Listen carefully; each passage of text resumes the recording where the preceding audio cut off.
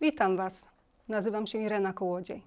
W mojej pracy jako doradca edukacyjno-zawodowy w Centrum Kształcenia IDAN wspieram uczestników procesu walidacji i ściśle z nimi współpracuję. Opowiem krótko, czym jest walidacja i na czym ona polega. Walidacja jest to proces sprawdzenia i potwierdzenia tego, co dana osoba wie i umie. To sposób oceny umiejętności i wiedzy, które można zdobyć na rynku pracy. Walidacja opiera się na założeniu, że uczenie się jest wartościowe i że jest udokumentowane niezależnie od tego, gdzie miało miejsce. Podczas walidacji można zweryfikować efekty uczenia się, czyli wiedzę, umiejętności, kompetencje społeczne nabyte podczas uczenia się zarówno w szkole, jak i na kursach, szkoleniach oraz te nabyte na rynku pracy i indywidualnie, jak na przykład umiejętności wykształcone w ramach realizacji swoich zainteresowań. Poprzez walidację można umożliwić i ułatwić uzyskanie danych kwalifikacji zawodowych. Może ona potencjalnie skrócić czas nauki w szkole i być zachętą do jej ukończenia. Certyfikat potwierdzający kwalifikacje w zawodzie zwiększy szanse na znalezienie zatrudnienia. Warunki dopuszczenia do walidacji są dwa: osiągnięty wiek 23 lat i posiadanie 3 lat doświadczenia zawodowego w danej branży.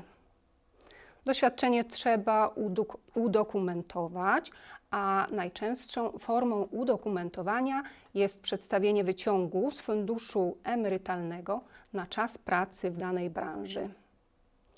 Proces walidacji składa się z 5 etapów. Na tych etapach mają miejsce przekaz informacji, rozmowa doradcza, wykonanie portfolio i samoocena, rozmowa oceniająca i zrobienie planu ukończenia szkoły. Przedstawię każdy etap z osobna. Proces walidacji zaczyna się od udzielenia informacji osobom zainteresowanym walidacją i uzyskaniem kwalifikacji w danym zawodzie, aby mogły podjąć świadomą decyzję, czy chcą uczestniczyć.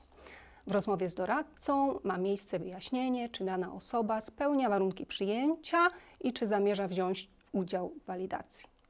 Osoba, która nie jest dobrym kandydatem do tego procesu, nie jest do niego kierowana.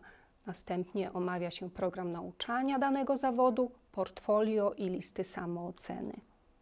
Następny etap to dokumentowanie, polegające na zbieraniu dowodów potwierdzających umiejętności i wiedzę, np. dokumentów i fotografii.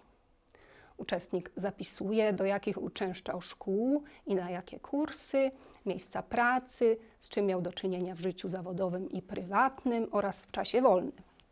Listy samooceny zawierają wyszczególnione efekty uczenia się zawarte w programie nauczania, w przedmiotach fachowych danego zawodu.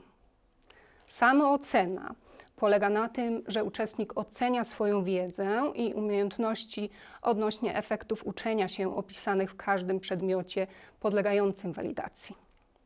W rozmowie oceniającej asesorzy oceniają uczestnika pod kątem programu nauczania zawodu, czyli tego, co musi on wiedzieć i umieć, aby zaliczyć dane przedmioty. Ocenie może podlec też część praktyczna programu nauczania. Asesorzy korzystają z portfolio i samooceny uczestnika. Nieformalne uczenie się i doświadczenie zawodowe są oceniane na równi z formalnym uczeniem się. Jeśli asesorzy w pełni ocenią uczestnika, wyniki zostaną potwierdzone i dane przedmioty zarejestrowane w systemie szkolnym jako zaliczone. Po walidacji każdy uczestnik otrzymuje swoje wyniki, wspólnie z doradcą tworzony jest plan edukacji, oferowane jest wsparcie i zachęta oraz nawiązuje się kontakt ze szkołą. Następnie uczestnicy mogą kontynuować naukę w szkole i podejść do tego samego egzaminu czeladniczego, co inni uczniowie. Nauczanie w szkole jest w języku islandzkim. Zainteresowanych walidacją zapraszam do kontaktu.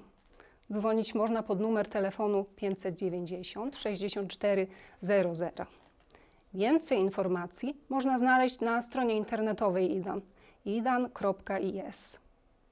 Tam można też znaleźć nasz numer telefonu i wysłać bezpośrednio prośbę o poradę w zakresie walidacji na e-mail rautgiew www.idan.is.